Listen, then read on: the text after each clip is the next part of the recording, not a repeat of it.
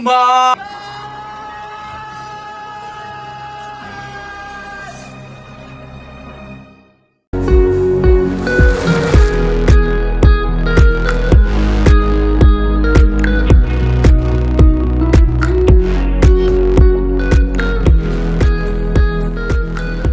Welcome back to the show, guys. It's me, Steven, with On The Shelf, and today we're talking about apparently one of the most controversial games this year so far, in Wolfenstein Youngblood. People are being real nice with this thing. Reviewers, people I actually respect, are actually doing hardcore hit pieces on this game, and really trying to take stands on this game that I'm not sure warrant it, per se. And I'll kind of get into that, and you know, as we talk about the game as a whole. But before we get started, let me just give myself a shout out and say that if you're new to the channel, you know, and if you like the videos and you like the content that I make up, then do me a favor, subscribe. Go ahead and give maybe this video a like. Give any of the videos you like a like. It's very much appreciated. It helps me out, helps the channel grow.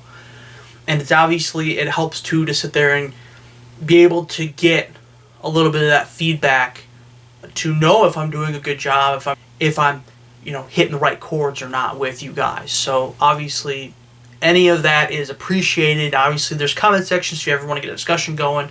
And if there's any time that you ever want me to review something, or if you have any requests of any kind, be more than free to go ahead and in any of the comment sections, social media, or the videos themselves, to go ahead and say something, bring it up, and I will try to get it. I'll try to shine a light on whatever it is that you want me to talk about. Now that that's gotten out of the way, let's go ahead and talk about Wolfenstein Youngblood. Now, a lot of the reviews that are coming out, especially ones the last couple days or so, have been really hard on this game. I mean, there's some that have been, you know, fairly alright with this game, and have given it a little bit of flack, but they haven't hated on it like some people have. I've seen some YouTubers completely just take a giant dump on this game. I don't know. I don't understand it. Now, when I review a game, I have a scale of 1 to 10. If you're new here, welcome. But I have a scale of 1 to 10. And sometimes I'll give it, you know, a seal of approval. When I go ahead and I do my reviews, I try to be both objective and subjective. It's like 90 to 95% objective and like 5 to 10% subjective. So while there are some games out there that maybe I'll give a 10 out of 10 to, or I'll give an 8 out of 10 to, or a 6 out of 10 to, just realize that depending on how much I enjoyed or hated the game will usually depend on kind of where I'm at with the score of the game, the final score of the game, because where there's 3 points that I try to use whenever I'm reviewing any game, ever. The first point is extremely vital, and it's hard to do, but as a reviewer, I feel like I've gotten much better at actually doing it. And that's really trying to understand what it is that the developer's trying to do. What it is they're trying to get across, what it is that, you know, their ultimate goal is. What is it that, you know, a game, what they're aiming to do with a particular game. The second point is, does the game function on a basic level? Is there a lot of glitches? Are there a lot of hard crashes? You know, are there a lot of annoying things? I'm not just talking about, like, the design itself. That would kind of actually be more focused into the first one more than the second one. I guess it kind of relates to both of them in a way. But really, it's just about, like, does the game function at a basic primal level? So, for instance, the reason why games like Fallout 76 and Anthem were given such a hard time by myself, I actually believe I gave Battlefield 5 a hard time too. I think I gave it like a 5 or 6 out of 10 maybe. And the reason why, yeah, some of it was because I didn't enjoy some of those experiences, but a lot of it had to do with glitches and, you know, issues with the game itself. And for me, whenever an enjoyment or a displeasure with a particular game comes about, it might influence a point, 2 at the most. But usually it's just a point. So usually if I give something a 10 out of 10, you know, if I really, really enjoyed it, it might actually only be a 9 out of 10 to most people. But for me, when I get something a 10 out of 10, it's not about it being perfect. It's not about it being a flawless game. It's about something that's a memorable experience in the genre that it's in. That, to me, is a 10 out of 10. That's why games like The Witcher 3, games like Skyrim, games like, now for me this year, Metro Exodus, or Resident Evil 2, games that they define what their genre can be when they're at their best. So, and then obviously with the 1 out of 10s or the 2 out of 10s, to me, those represent the worst of the genres. So to see some people that I actually genuinely respect, and I actually genuinely like, and some of them I've even followed. The reason why I'm even making this channel, why I'm even doing videos for this, why I'm doing reviews, stems from seeing them do it and seeing how passionate they are about it. So then to sit there and see some of them give this game really low scores, 3s, 2s, you'd think this game didn't function at all. Nothing could be further from the truth. So now that I've gotten that out of the way, let's actually talk about the game itself. So anybody who's new to the Wolfenstein franchise, my first thought to you is, honestly, go get the previous 2 games. You should be able to get them kind of cheap. You should be. I would imagine you could definitely find the New Order for less than $20. And I'm pretty sure you could get the new Colossus probably for less than $20 too. And both games are absolutely worth your time and absolutely worth your money. I reviewed those games. If you want to check out those reviews, you want to see what I had to say, they were some of my early reviews, so they're not perfect, but they are down below. I'll link them down below. I do write reviews as well as make videos for reviews. Honestly, okay, we're done whoring, but now with Wolfenstein Youngblood, we actually have not only Machine Games taking on the project, but you also have Arcane Studios. Now, Arcane Studios, best well known for their Dishonored franchise, although they did do Prey, and Prey was a great game. The Dishonored franchise is really the one that everybody, it sticks in their mind. Because Dishonored was such a magical game back in, what was it, 2012 I think it was that came out? It just came out of nowhere and it just stuck with us. So let's go ahead and start it off by talking about gameplay. So, the gameplay is actually somewhat similar to the previous 2 games and the standalone DLC, the Old Blood. For the most part, if you've played those previous games, or if you haven't but you're going to go pick them up now that I told you to, you'll realize and you'll feel, a fair amount of similarity with the gunplay for the most part. It's a little sharper, but the one big difference is actually the enemies and the enemy types. Now, a lot of them, there's a decent amount of them, I'd say about 60% of them that are fairly similar to the previous entries, but there are a lot of new enemy types, and there's a new little mechanic that they added to add more of an RPG element to the game itself. And they've always had RPG elements. I kind of think it's funny that a lot of people are mad they added these newer RPG elements as if they haven't had any RPG elements in the game. It actually adds different shields for different types of enemies. I think they're heavy shield enemies and light shield enemies, and that certain guns shoot certain different ammunition types that can help shred those shields faster than others. For the most part, when your guns are underleveled, when you're underleveled, it is a little bit of a pain in the ass, just like a lot of RPG games. However, as you continue to level up and as you get kills with your weapons, you level them up, and as you continue to play through the game, you get a currency called silver to go ahead and get new attachments and mechanics and stuff like that for your guns. Now, I'm torn a little bit, actually, on that whole aspect, and this kind of goes into the design as well, but I'm kind of torn on the silver aspect because in the previous games, you went and looked for upgrades for your weapons in all the corners of the certain maps. But with this game, they actually decided to kind of ditch away with that and focus on it being silver-based. However, they added a lot more depth to it, so that's where I'm torn a little bit. I liked the ability, and I liked wanting to search every single corner of the map for every little, piece and upgrade to the weapons that I had, so that way they'd do more damage, that way they'd have new types of ammunition, so on and so forth. However, while they did do that away, like I said, the actual upgrades are much deeper. They're much more RPG-like, in the sense that you've got 3 different weapon type enhancements or attachments. With each one, if you actually attach all those different attachments of the same name, so for instance, like your stock, your receiver, and your barrel, and whatever, a scope, so on and so forth, you attach all the same ones, the same brands, you'll actually get a bonus. Some of them will do more damage, some of them will have more ammunition, and some of them will enhance abilities or enhance certain, things that the gun does well, so on and so forth. And I actually really like that, so that's where I'm a little torn on it, per se, because I like that system, but I hate that you don't really get to scrounge the world and explore the world and look in every nook and cranny. Now, don't get me wrong, there's plenty of collectibles and items in each corner for you to go look for, and I'll talk about those in a little bit, but I like I said, I like it, and I'm torn on it. I think if they wanted the best of both worlds moving forward, I don't know what they decided to do. With this game, it sounded like this is kind of what they wanted to do going forward. Or at least start to continue to evolve it and get better with it going forward. The main reason why is because they talked about actually in an interview, which I'll link below and I'll post here.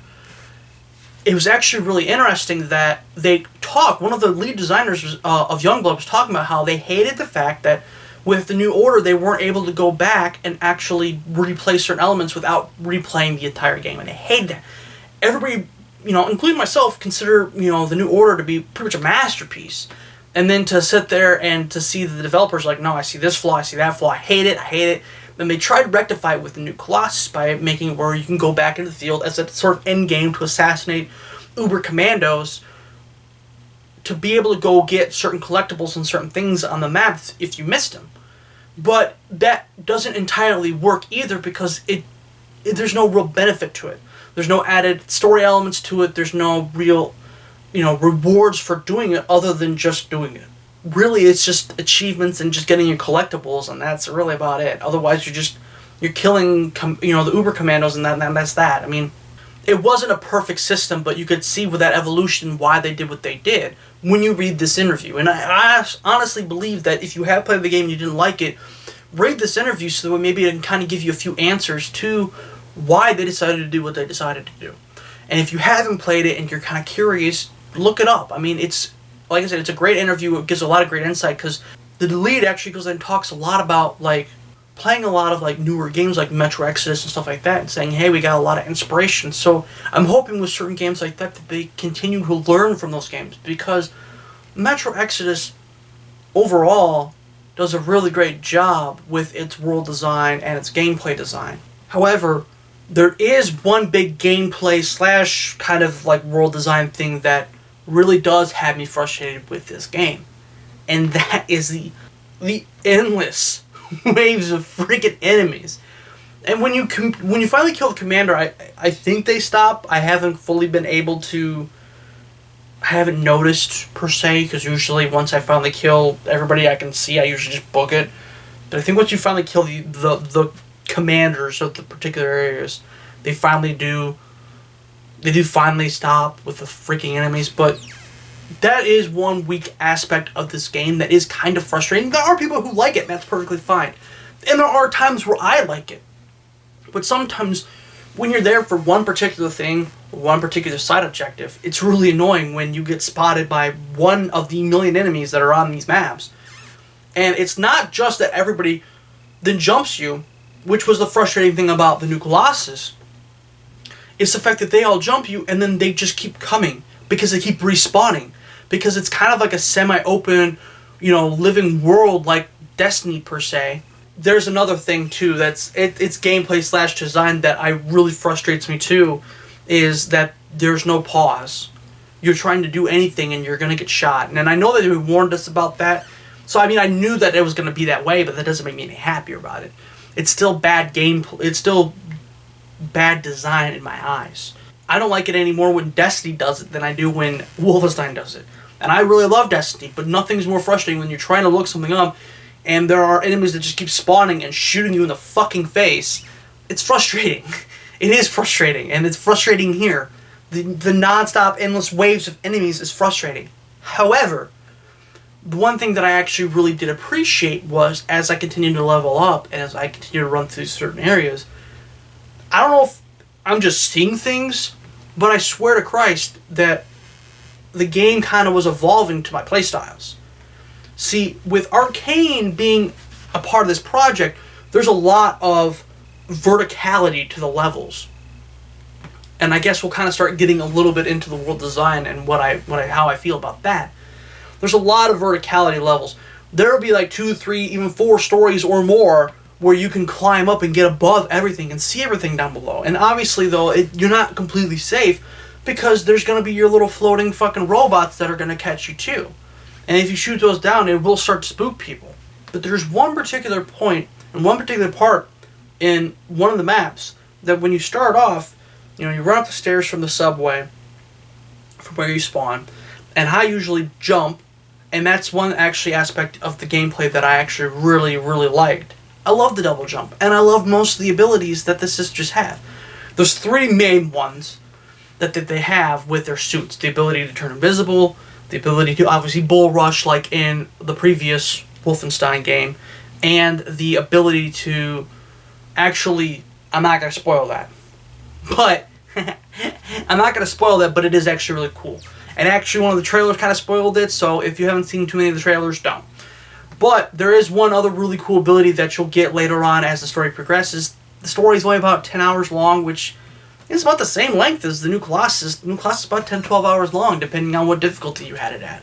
So anyway, so you can use the sister's ability to double jump and get into higher places, higher areas, just like you would in Dishonored. And so anyway, so at the beginning of this area, you run out of the subway, and I usually jumped up to like the 2nd/3rd story area to get around all the soldiers that were down on the ground and the Panzerhund that was actually roaming the streets. Because I don't want to pick a fight every single time I pop into an area. But as I started to progress and started to level up, and right toward the end of me being done with the session that I was done with, to start doing this review, I was probably about level 35, 36, and I was going out to go finish something up or whatever, finish up a side mission. And as I jumped into this area, there had never been any soldiers there before. Now all of a sudden, there was 2 soldiers there waiting, just patrolling the area. And there was a couple other instances too where there were areas where there weren't any enemies before, now there's enemies. And like I said, I don't know if that's just a wild coincidence and I'm just looking for things or I'm seeing things, but it felt like the game was kind of evolving with my strategies and with the ways that I was doing it. And if that's not the case, that's definitely something you should look into, because that was another issue with the new Colossus that kind of helped bog it down a little bit too, was that every time you returned to certain areas to pick up a collectible you might have missed, enemies were in the same spots every single time. They never moved, they never really did anything. Their patterns were exactly the same.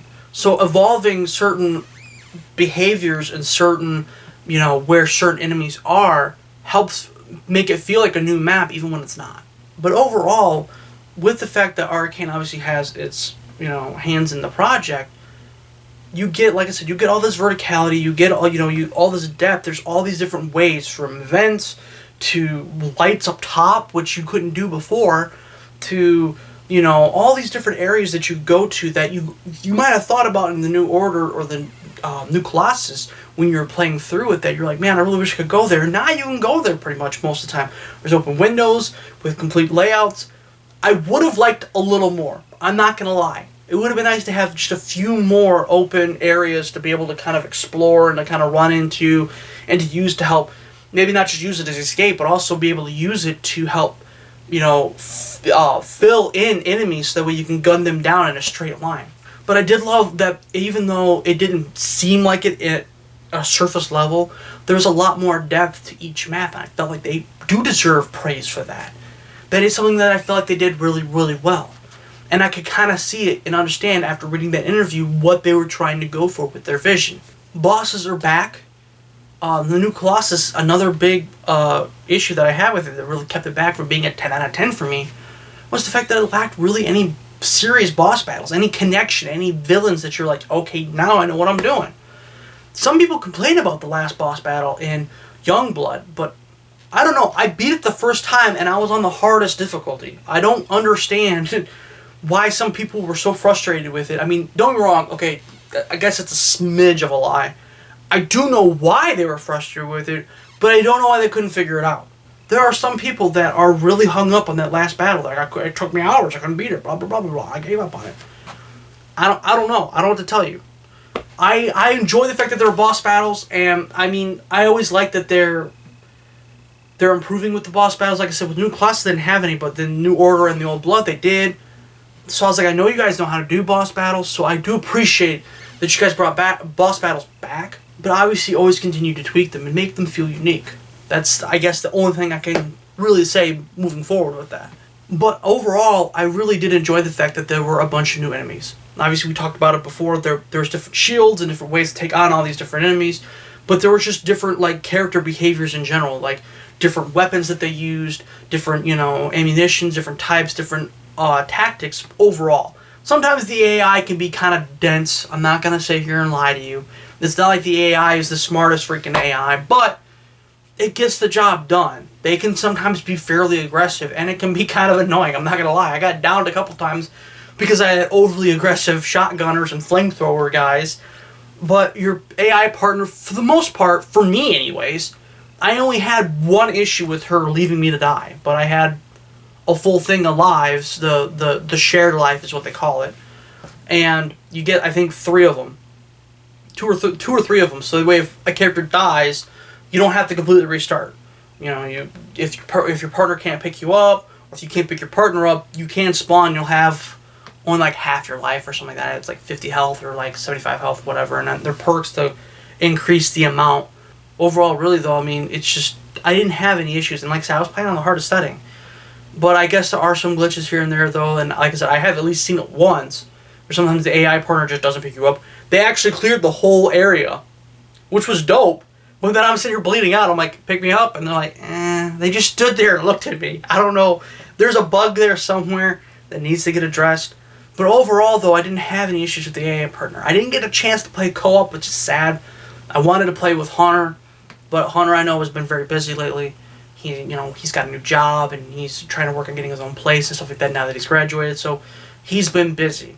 I'm hoping that maybe at some point I'll get to play with him and we get to really have some fun working up and cooking up different strategies and different ways to attack certain areas.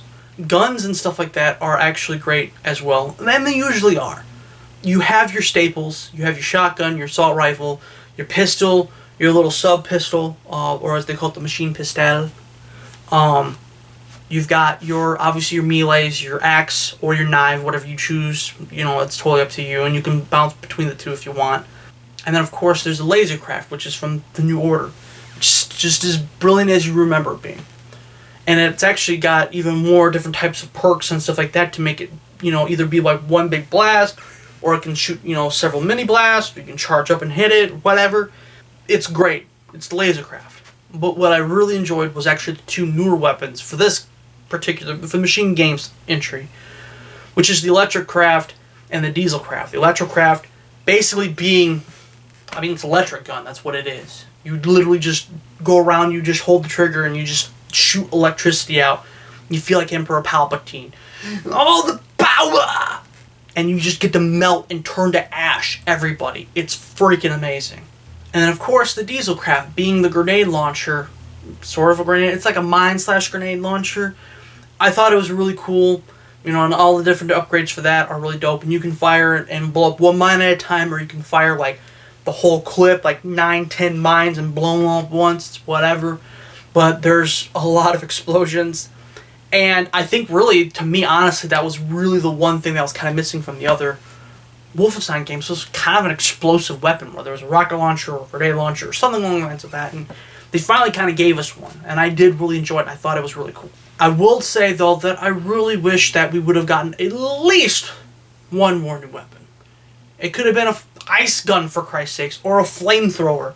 Something else, just to make it where there's even more variety.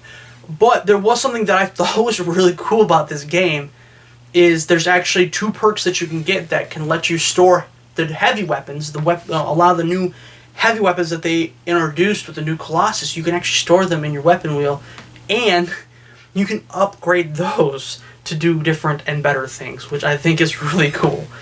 And I didn't get to play with that as much as I wanted to, but it's still there, and if you really want to do that, you can get into those perks too. The perk systems are great. You have obviously your 3 powers, and you have, I think, 3 upgrades for those. Then you have your body, and I think it's mind. And with each one, there's 4. There's 4 bars of 4 with different perks that do different things, from like being able to hold more ammunition, having more throwables, stuff that you're fairly familiar with, as well as some new stuff as well. And so I thought that was good. Obviously, I'm always going to sit there and say, adding 1 or 2 other perks is always welcome. Anything to really just continue to add up variety and make it where there's different things that you can do. the characters overall, I felt like they were good. I mean, I know some people felt like they were disappointed. They really wanted something more. If you thought they were quote unquote too cringy per se, honestly, they're kids. They're 17, 18-year-old kids, and you know they're twins nonetheless, and they've been kind of sheltered for the most part. Yes, it was two awkward, you know, teen girls who were starting to kind of come into their own, and that's kind of what the story is too. Is them growing up and kind of getting into their own. Soph and Jesse were fine. I liked those characters a lot. Soph, the tomboy, who has, you know, kind of an ugly laugh per se. I don't. That's mean. It's not an ugly laugh, but it's, you know. Yeah. I mean, but it's cute. It's adorable, and I like it a lot. Okay, I'm sorry. And then Jess with her awkward shyness and her inability to be more aggressive like her sister Soph. But I mean, they really pair up with each other really well, and they work really well with each other, and I did like them. But really, the characters here, and Abby, Grace's daughter, was good in this one too, but really more than anything that I think that people are forgetting is that, obviously, yes, I would have liked to see at least one or two other side characters really fleshed out. Maybe even the villain a little more fleshed out.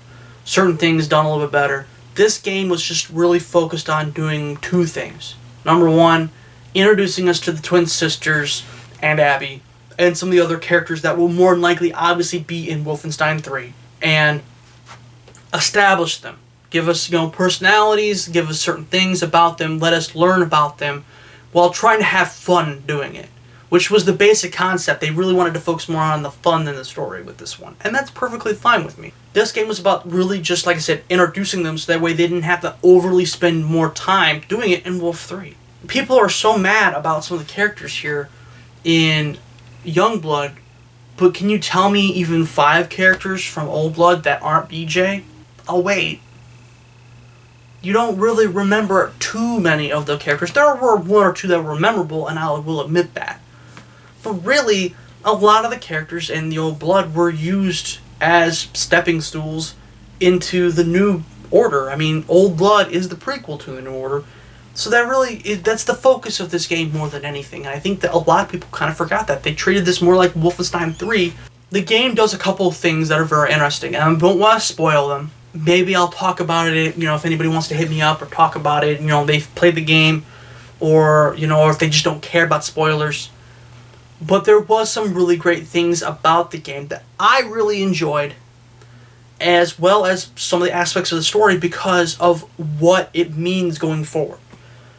Especially the ending. The last, you know, really the last couple scenes or so, where they really kind of get into the meat of why the game is there in the first place, and what's going to happen further on with Wolf 3. That's the stuff that makes me go, oh, okay, yeah, this is where the sequel, obviously, other than just some of the other things that I really like. Sound design is obviously great. Guns sound meaty. The music is great. Collectibles are great. One of the collectibles is actually cassette tapes.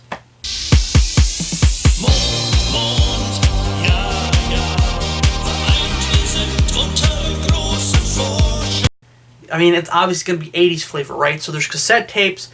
There are, like, VHS covers, which are great, because some of them are, like, originals. Some of them are, like, documentaries about certain generals and, you know, German generals and stuff like that. And some of them are actually, like, in a way, like, remakes of, like, popular 80s and 70s and 80s movies that are redone, like, in a German image. And they're freaking hilarious. I loved them. That was what I wanted to go find the collectibles. I wanted to go find the tapes, and I wanted to go find the VHS covers. And there's other stuff as well, like the 3D glasses, and some other stuff as well, like the readables and stuff, that kind of help fill in other little plot lines and stuff like that, and really kind of help explain not only what's happened in the last 19 years, but also what is to come. Like I kind of mentioned earlier, too, that was one aspect about it that obviously, it always sucks, but the villain is a little bit weak. But like I said, the villain was kind of weak in the Old Blood too, really, if you think about it. There was one of the villains that was a boss fight that was actually kind of cool and kind of memorable, but the other one, the main boss, is kind of forgettable. The main boss really was just, once again, the prequel to the main boss of the New Order, who's so much better. Death's Head. I mean, come on now. like I said, really he's just the setup for what actually is to come. What's going to be what we're looking forward to in Wolf 3. There were a couple of minor glitches here and there. I didn't have any hard crashes. I did have one glitch that made me restart and actually start the Xbox over again. I did play on Xbox. It's where most of my friends are, so I'm sorry. I don't play a ton on the PC. If that makes you mad, I don't care. But I was playing on Xbox. I had, toward the beginning of the game, an audio glitch where for some reason it was just... It was like a record player with a, where it's instead of it playing like it's supposed to, it's like scratching, it's like hopping all over. It's and it'd cut out the noise, and then there'd be noise, and then cut out the noise, and there'd be noise. And it was really annoying, and I was like, okay, it's not stopping. I let it go on for like 5 minutes. I'm like, okay, it's not stopping. So I got to a place where I felt good, made sure it's saved, backed out, closed the app, closed Wolfenstein, and booted it back up. Never got it again. Other than that, I mean, really, I can't think of anything. I really can't. I can't think of it other than, once again, the AI not picking me up. It was one time. Otherwise, every other time, it was there to pick me up. It had my back. And then, lastly, we'll talk about the microtransactions. So, with silver, like I mentioned earlier, you use it for upgrades, but you can also use it for one other thing. You can use it for... Well, actually, I guess it's technically a couple different things, but really I kind of consider it in the same category. And they're kind of cosmetics. So you have... There is an ability that you have in the game, which I dug it. There's some people who hated it, but I actually thought it was really cool. I don't know. Whatever. Kiss my ass. Where you could call out to your sister. It had a cooldown. It lasts like 10, 20 seconds, whatever, but you could sit there and give, more armor, or more health and armor, or you can give full armor, and... There were these different things where you could sit there do fucking rock on or whatever. You'd be like, yeah, rock on, Soph, whatever. You're kicking ass, Soph, whatever. And you give, a boost of armor to her, and you give a boost of armor to yourself. And like I said, there's different ones that did do different things. You could acquire all of them with silver, which you get in-game. You can't buy any of that. Another thing is skins for your guns. You can get skins for your suits, your I forget what they're called. There's something I can't pronounce. Your suits, your armored suits that you have, that you're wearing, you can actually color and get different schemes for those. You get all of those for silver. All the guns, all that, except two. One of them you get with the deluxe edition. The other one you would have to sit there and actually spend real world money to get. I mean, if you don't want to, then don't. I mean, it's as simple as that. I mean, I usually don't take that approach. Usually, if it's a full price game, I'm like, no microtransactions. But for a $30 game that really only asks you to buy one thing if you want it, which is just a nostalgic thing more than anything, the suits, the skins, also, they don't give you an advantage. They're not the upgrades. They're not, they're not the call-outs. Yeah, rock on, or whatever. They're not those. So they give you no advantage whatsoever.